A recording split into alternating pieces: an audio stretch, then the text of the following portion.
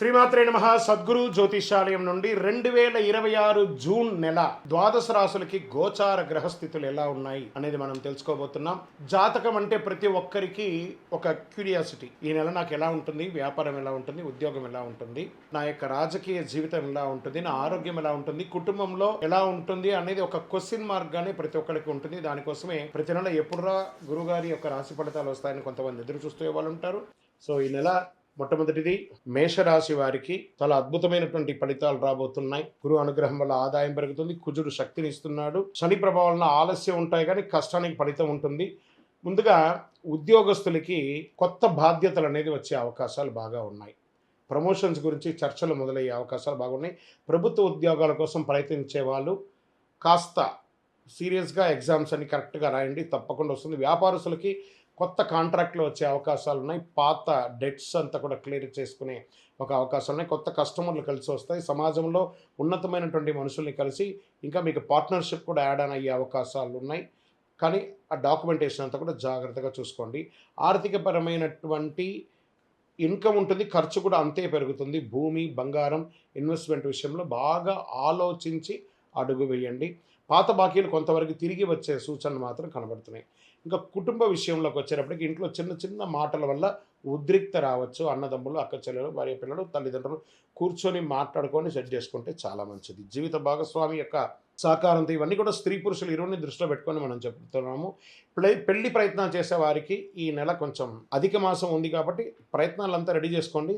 శ్రావణ మాసంలోను, కార్తీక మాసంలోను చక్కగా వివాహం జరిగే అవకాశాలు ఉన్నాయి.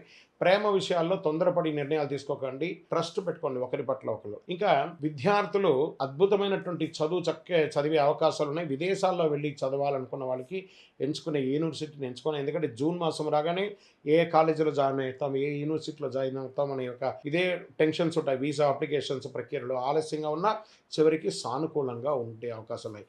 ఐటీ, మెడికల్ టెక్నాలజీ స్టూడెంట్స్కి మంచి ఫోకస్ పెరుగుతుంది. రియల్ ఎస్టేట్ రంగంలో ప్లాట్లు, ఇండ్లు కొనుగోలు విషయంలో మంచి అవకాశాలు ఉన్నాయి. మధ్యలో ఆగిపోయిన రిజిస్ట్రేషన్ లేదా డీల్స్ పూర్తి అయ్యే అవకాశాలు అద్భుతంగా ఉందని కూడా చెప్పొచ్చు. బ్రోకరేజ్ రంగంలో ఉన్న వారికి కొత్త పరిచయాల వల్ల లాభం. విదేశీయ పెట్టుబడులు కూడా ఎక్స్పెక్ట్ చేయొచ్చు మీరు. ఇంకా సినిమా, టీవీ రంగంలో ఉన్న వాళ్ళకి అందరికీ కూడా యూట్యూబ్, సోషల్ మీడియా ఇవన్నీ కూడా రంగంలో ఉన్న వారికి గుర్తింపు పెరిగే అవకాశాలు ఉన్నాయి. కొత్త ఆఫర్లు, ఆడిషన్స్, కొలాబరేషన్ వచ్చే అవకాశాలు ఉన్నాయి. మీ మాట ప్రొఫెషనలైజ్ గా పెరిగే అవకాశాలు ఉంటుంది. జాగ్రత్తగా సమాజంలో ఉండేటప్పుడు జాగ్రత్త. కోర్టు కేసులు వచ్చేటప్పటికి నెమ్మదిగా మీ వైపు అనుకూలంగా మారే అవకాశాలు ఉన్నాయి. కోపంతో స్పందిస్తే సమస్యలు వచ్చే అవకాశం ఉన్నాయి. నెగిటివ్ కూడా ఎండ్ ఆఫ్ ద మంత్ వచ్చే అవకాశాలు ఉంటాయి. మధ్యవర్తిత్వం ద్వారా సమస్యలు పరిష్కారం చేసుకోండి, మంచిది. ఆరోగ్యానికి వచ్చేటప్పటికి తలనొప్పి, బీపీ, నిద్రలేనితనం ఇవన్నీ రావచ్చు. ఆహారం టైంకి తినకపోవడం లేదా ఎక్కువ శాతం టెక్నాలజీని, ఫోన్ని, సోషల్ నెట్వర్క్తో ఉండడం వల్ల ఇబ్బంది పడే అవకాశాలు బాగా ఉన్నాయి.